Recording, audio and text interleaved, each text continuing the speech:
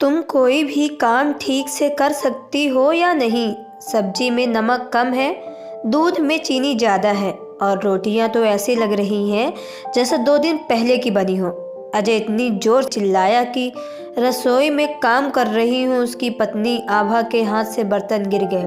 बर्तनों के गिरते ही अजय का पारा 7वें आसमान पर पहुंच गया।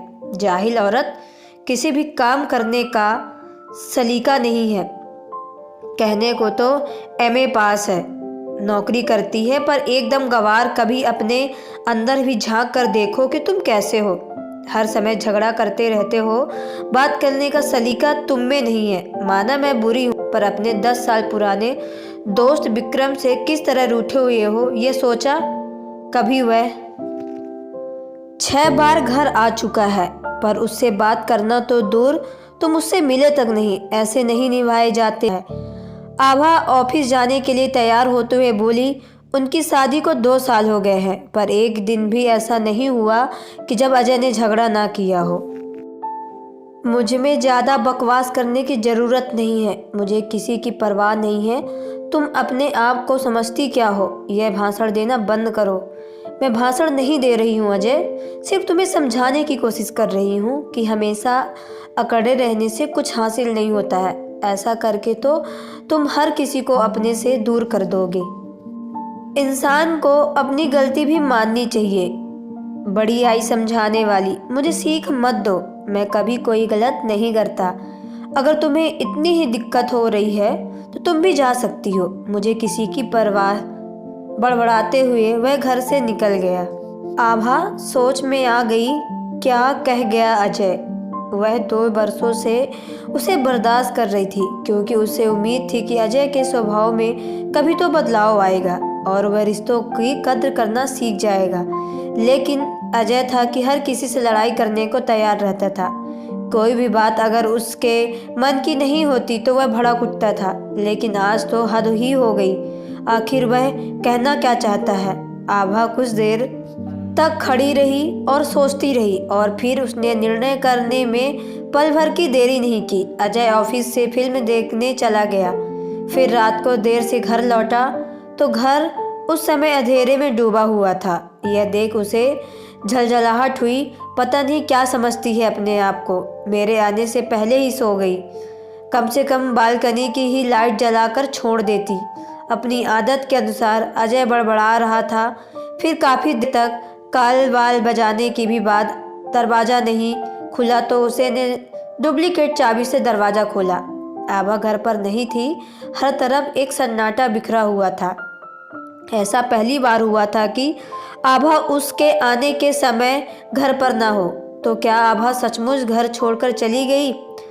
पल भर को उसे अजीब लगा, लेकिन फिर वह सामान्य हो गया और सोच रहा था कि उसने नखरे तो उठाने रहा, अपने आप को 1-2 दिन में वापस आ जाएगी। वह बड़बड़ाता हुआ रात में, फिर दिन, हफ्ते, फिर महीने बीतते गए और आभा नहीं लौटी। ना ही अजय उसे बुलाने की कोशिश की। इस बीच उसने विक्रम को कई बार फ़ोन किया, पर उसने भी बिना बात किए ही फ़ोन काट दिया। ऑफिस के अपने एक सहयोगी से जब उस विक्रम के व्यवहार के बारे में जिक्र किया तो वह मुस्कुराया और अपनी सीट पर जाकर बैठ गया। जब वह दूसरे सहयोगी ने उसके मुस्कुराने का कारण पूछा तो वह बोला, हमारे अजय का तो पता नहीं। जीवन के दोस्त में को तो एक बार की हटाना आसान है, पर अगर पत्नी ही चली जाए तो फिर दोस्त ही क्या। किसी भी रिश्ते को संभाल कर रखना मुश्किल हो जाता है। अब देखना हर कोई इसमें मुंह मोड़ लेगा। आभा के जाने के बाद शुरू में तो अजय को अपनी आज़ादी बहुत अच्छी लगी।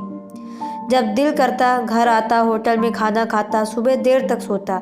लेकिन धीरे धीरे उसे घुटन सी होने लगी। रात को अंधेरे और सन्नाटे से डूबे घर में लौटना, कच्चापन खाना और अकेले बैठी बीबी देखते रहना। अब आभा को तो नहीं, जिस पर अपनी झुंझुलाहट उतारता था, इसलिए काम वाली पर अपनी चीज़ उतारता। कभी उसके देर से आने पर तो कभी घर ठीक के साफ करने पर। काम वाली मालकिन के जाने के बाद अकेले साहब के लिए काम करने को कतरा रही थी। उसने एक दिन यह कहकर काम छोड़ दिया कि घर में कोई औरत नहीं है, इसलिए मेरे मर्द ने यहाँ काम करने से मना कर दिया है।